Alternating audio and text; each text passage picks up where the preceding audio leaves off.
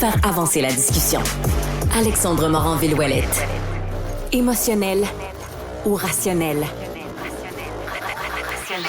En accord ou à l'opposé? Par ici, les brasseurs d'opinion et de vision. Les rencontres de l'air. Samuel Paty, ce prof français qui avait été décapité là, pour avoir présenté dans son cours des caricatures du magazine satirique Charlie Hebdo là, qui traitait des musulmans. Ça avait fait évidemment le tour de la planète. Ça avait eu l'effet d'un tremblement de terre en France. Et là, David, on a un peu plus de détails sur les jours qui ont précédé là, les tragiques événements qui ont mené à sa mort. Oui, exactement. Donc, c'est un livre qui paraît en France ces jours-ci. On en parlait dans Le Devoir hier. Donc, le titre, c'est Les derniers jours de Samuel Paty, enquête sur une tragédie qui aurait dû être évitée. C'est publié chez Plomb par Stéphane Simon. Donc, tu as tout à fait raison. Hein? Donc, Samuel Paty, ça l'a fait réagir beaucoup de personnes à la raison. Hein? Donc, c'est un enseignant d'éducation civique. Donc, c'est l'équivalent un peu du cours ECR. On pourra en parler un peu si tu le veux bien tantôt. Ouais. Donc, il parle de liberté d'expression et il présente 2 caricatures de Charlie Hebdo où il y a on caricature Mahomet et il oblige personne, mais il dit, écoutez, s'il y a des musulmans dans la classe qui sont mal à l'aise, ils peuvent quitter. Même ça, je trouve que je dois remarquer que c'est quand même très... bienveillant de sa part, j'ai l'impression, parce que moi, c'est rare que je ferais ça dans ma classe, de dire, vous pouvez quitter si vous êtes mal à l'aise. Je veux dire, l'école, ça fait partie aussi de voir des choses qui nous rendent mal à l'aise, mais bref. S'ensuit des menaces, c'est-à-dire qu'il y a une élève qui était même pas en classe cette journée-là, qui va accuser Samuel Paty d'avoir stigmatisé les musulmans, qui va dire, il nous a obligés à quitter parce qu'il nous aimait pas, etc., etc. Il s'ensuit des menaces. La police ne fait rien. Alexandre, il semble débordé et il y a une personne qui demande à d'autres élèves d'identifier le professeur en question et je pense que c'est ça qui donne le plus froid dans le dos dans toute cette histoire. Donc, il y a 5 élèves qui ont aidé à identifier Samuel Paty. Les élèves en question savaient qu'il allait avoir de la violence physique. Ils ne savaient pas que Samuel Paty allait se faire décapiter quand même, mais ils savaient qu'il allait avoir de la violence physique. Ils ont aidé à identifier le professeur et 11 jours après la présentation des caricatures, Samuel Paty s'est fait littéralement décapiter. Donc, c'est vraiment une histoire qui donne froid dans le dos. La complicité de certains élèves qui ont dû le regretter par la suite, je ne peux pas croire. Mais bon, ça fait peur, c'est triste. Donc, je pense que ça vaut la peine de souligner ça aujourd'hui quand même. Ouais, puis de ramener surtout son dessin en lumière. Là. Faut pas oublier ce qui est arrivé à Samuel Paty. Il n'y a pas un professeur qui devrait subir de la violence là, pour ce qu'il enseigne. Là. Dans tous les cas, la violence n'est jamais la solution. Je veux bien, là, s'il y avait eu des propos complètement déplacés, racistes ou quoi que ce soit, même là, il n'aurait jamais mérité de violence. Là. Il aurait fallu le rencontrer, il aurait fallu ouvrir un canal du dialogue, etc. Mais là, dans ce cas-ci, c'est de la simple liberté d'expression. Vraiment, c'est inquiétant. Puis surtout, c'est toi qui connais bien le milieu scolaire. On dirait que cette réalité-là de voir des élèves comme ça se montrer complices ou se montrer presque hostiles à leurs professeurs, mais c'est vraiment inquiétant. Ouais, ben il y a eu beaucoup de cas. C'est pas là ici on a vraiment une violence qui est de l'ordre politique en quelque sorte, hein, religieuse. Ouais. Mais au Québec, il y a eu plusieurs cas de violence pure et simple à l'égard d'enseignants, donc des enseignants qui partent en congé de maladie, accident de travail, CSST, ça a été documenté beaucoup dans les dernières semaines, dans les dernières années. C'est ça. Donc oui, c'est inquiétant quand même, cette violence à l'égard des enseignants. Je veux dire, on a déjà des problèmes avec la valorisation parfois de la profession enseignante. Si on commence à avoir davantage de violence contre eux, ça va pas se lancer pour devenir enseignant, ça c'est certain. Puis c'est quand même un travail important, c'est le moins qu'on puisse dire. Oui, puis il y a aussi l'aspect, si on veut, que la police a été mise au courant, puis c'est pas activé sur ce genre de dossier-là. Je veux bien qu'il soit débordé, mais en même temps, c'est pas inquiétant de savoir que les forces de l'ordre vont juste pas réagir quand il y a des menaces qui peuvent, comme ça, se faire mettre à exécution. Oui, exactement. Donc, on explique dans le livre qu'il y a eu 17 alertes contre ce meurtrier, et même dans la fin de semaine avant le meurtre, il y avait eu 4 alertes contre cet homme qui était une personne dangereuse. Donc, tu dis 4 alertes dans la fin de semaine d'avant et il n'y a pas eu de réaction de la part des forces de l'ordre. Hein. Le gouvernement français dit que, et ça, tenez-vous bien, à chaque jour, il y a une trentaine de faits de ce type qui se produisent chaque jour. Donc là, je parle pas des décapitations, bien sûr, mais des alertes en lien avec l'école, donc violence à l'école, problème avec la laïcité, beaucoup aussi à l'école française. Il y a beaucoup d'enseignants, plus la majorité des enseignants considèrent que la laïcité est en danger en France. Donc voilà, c'est inquiétant. Et moi, quand je regarde cette scène-là, cette situation-là, Alexandre, je me dis, hein, après Charlie Hebdo, on s'était dit, je suis Charlie, je soutiens la liberté d'expression. Après Samuel Paty, on se dit, je suis Samuel Paty, liberté d'expression, laïcité, etc. Mais faut être bien honnête, il y a personne qui veut se faire trancher la tête.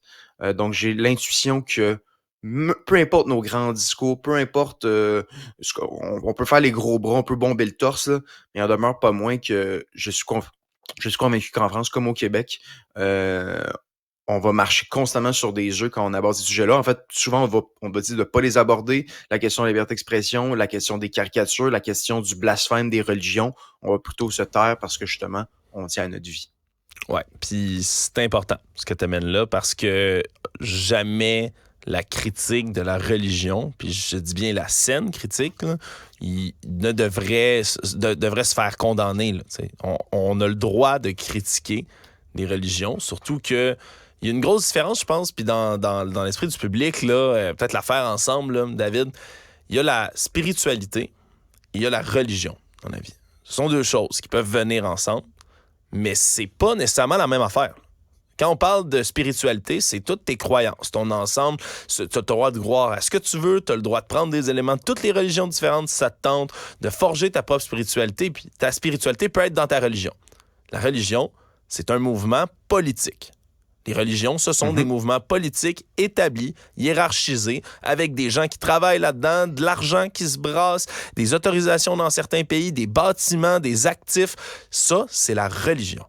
Puis critiquer la religion, c'est comme critiquer n'importe quel gouvernement. On a le droit de faire ça. Puis ça, je pense, c'est pas bien saisi, cette différence-là entre les deux, David. Je pense que tu as entièrement raison. Et puis, au Québec, on a quand même, et en France, on a une tradition quand même républicaine où est-ce que, justement, là, on peut critiquer la religion. La religion est vue comme un choix.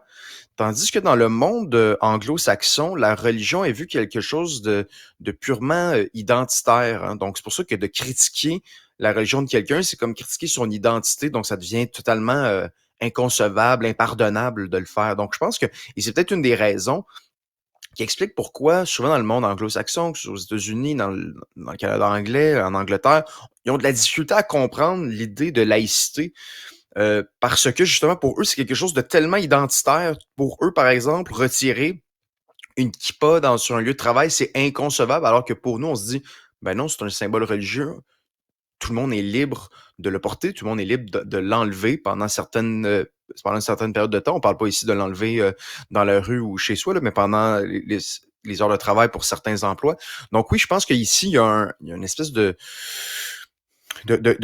conflit en différentes conceptions de la religion qui est importante. Puis tu fais bien de le pointer du doigt.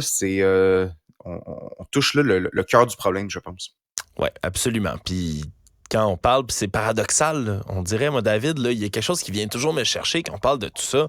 Il y a bien des gens là, qui sont prêts à défendre le bec et ongle, là, toutes les religions, en disant, ben oui, les gens ont le droit d'être... Puis c'est vrai que les gens ont le droit d'être dans la religion qui leur plaît.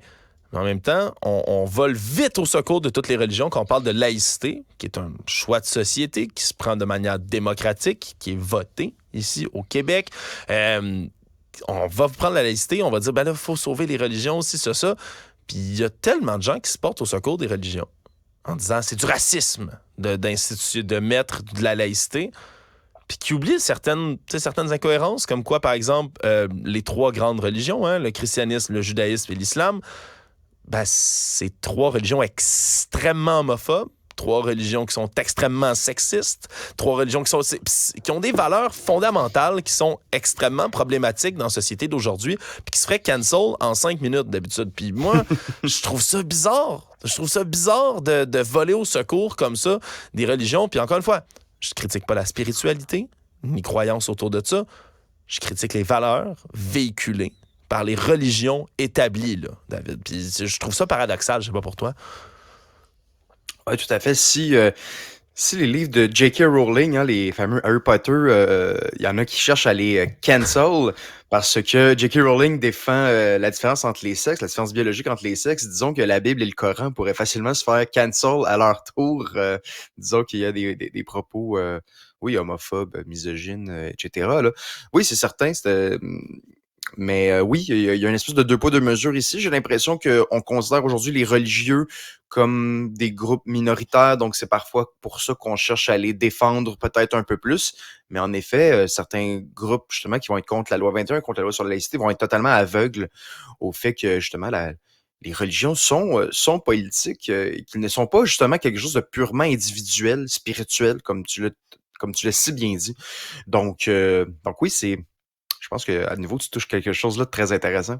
Ouais, puis c'est peut-être quelque chose aussi qu'on ne devrait pas avoir peur de parler dans nos fameux cours qui viennent de changer. Tu en parlais tantôt, ECR, là, anciennement Éthique et culture religieuse. Maintenant, ça va s'appeler, c'est le cours de citoyenneté québécoise. On l'attend d'ailleurs de pied ferme, cette nouvelle mouture-là. J'ai bien hâte de voir honnêtement à quoi ça va ressembler pour vrai quand ça va être appliqué dans les classes. Moi, personnellement, j'ai pas d'extrême, puis je sors de peu des fameux cours d'éthique et culture religieuse. Mhm. J'en garde pas d'excellents souvenirs de mon côté. J'espère vraiment qu'on va amener des discussions intéressantes là, dans cette classe-là, David. Ouais. Donc, il y a le programme provisoire qui est sorti, donc il n'est pas encore complet. Le programme complet est supposé de sortir cet été, en fait. Là, donc, je vais essayer de t'en reparler d'ici la rentrée. Mais dans le programme provisoire, moi, ce qui m'a intéressé, parce que j'ai fait une étude pour l'Institut de recherche sur le Québec, pour ceux qui s'intéressent, et je me suis posé la question, justement, est-ce qu'on parle de laïcité, par exemple? Et ce que je me rends compte, c'est qu'il y a peu de place à la laïcité. Et pourtant, la CAQ, c'est quand même elle qui a voté la loi sur la laïcité. Donc, je me suis dit, il va y avoir une place importante à ça. Parce que dans le cours, anciennement, sur le cours d'éthique et culture religieuse, la laïcité n'était pas présente. Hein. L'idée de séparation entre la religion et l'État, on en parlait très peu. Là, je me suis dit, la CAQ va en parler, c'est certain. En fait, c'est présent, mais comme contenu facultatif et non comme contenu obligatoire. Et je veux dire, les profs sont déjà surchargés, les programmes sont déjà très lourds, très imposants. Si une notion est facultative, je vous l'annonce en primeur, là, ça sera pas abordé. On aborde les choses qui sont obligatoires parce que les programmes sont déjà ultra lourds, ultra imposants. Donc, ça, c'est certain qu'il va falloir que la CAQ, j'espère, dans la mouture officielle, là, ça va être, on va ajuster le tir parce que ça me semble fondamental, la laïcité, surtout à notre époque où il y a justement une très grande diversité culturelle, religieuse. Oui, puis je pense que ça va être une discussion sur laquelle je vais vouloir qu'on revienne, là, cette nouvelle mouture, là, le cours de citoyenneté québécoise, parce que je pense que c'est une des choses qui manque le plus puis qui pouvait au départ être enseignée puis qui était censée être enseignée en éthique et culture religieuse, c'est la pensée critique. C'est d'inculquer aux jeunes la pensée critique, à les apprendre à juger, évaluer des opinions, débattre dans la politesse, mais aussi avec intelligence. Puis ça, c'est quelque chose qu'on a besoin de manière capitale dans nos sociétés en ce moment. C'est des jeunes, des nouvelles générations qui sont capables d'avoir une discussion, un débat qui est sain, sans virer complètement fou dans des extrêmes ou dans de l'annulation de masse ou encore de devenir proie des théories complotistes ou autres. Tu sais, il y a vraiment un besoin, je trouve, puis c'est quelque chose que le cours d'éthique et culture religieuse faisait juste si t'avais un bon prof. Parce que sinon, on parlait complètement d'autres choses, Ouais. puis ça arrivait pas. Puis j'espère que ça va être quelque chose de très présent dans la nouvelle mouture du cours. Là. Ouais. Dans le concepteur du cours éthique et culture religieuse, donc Georges Leroux, qui était un professeur émérite en philosophie, avait dit que le but du cours ECR, c'était que les élèves développent un respect, et là ici j'ouvre les guillemets, hein, c'est un respect absolu à l'égard des religions. Donc, quand on parle d'esprit critique, là, on n'est pas là du tout, justement. Donc, et c'est ça qui était paradoxal dans le cours ECR, c'est-à-dire que dans le côté éthique, on voulait débattre de plein d'enjeux importants, mais dans le parti culture religieuse, ben là, justement, il fallait pas remettre en question certaines valeurs, certains liens avec l'homophobie, sexisme dans les religions, comme on en discutait tantôt. Il fallait entretenir un respect absolu à l'égard des religions. Je veux dire, dans une société démocratique, c'est quand même particulier d'avoir un respect absolu envers un quelconque système de croyances, de valeurs, de politique. C'est vraiment étonnant. Donc, il y avait une espèce de privilège qui était donné à la religion qu'il n'y a aucun autre système dans la société a. Donc ça, je trouvais ça très dommage. Et d'ailleurs, là, le nouveau cours là, de culture et citoyenneté québécoise, on a remplacé ça un peu. Il n'y a plus de privilège à la religion. Mais je veux dire, le cours d'ECR a quand même été présent une quinzaine d'années, là, et c'est des centaines de milliers d'élèves qui ont reçu ça. Moi, dont toi et moi, David, là, je veux pas parler Ouais. pour toi, mais un cours qui est très inégal, puis c'est ma plus grande crainte, je pense, sur citoyenneté québécoise. J'ai peur que ce soit un cours où on essaie tellement de mettre de matière, puis que ce soit un peu un cours fourre-tout. Puis c'est l'inquiétude d'ailleurs des profs eux-mêmes là, d'anciennement ECR. J'ai vraiment hâte de voir ce dossier-là, puis quand ça va commencer à tomber dans les écoles, puis évidemment, on en reparlera ensemble. David, merci beaucoup d'avoir été là. C'est bon, salut.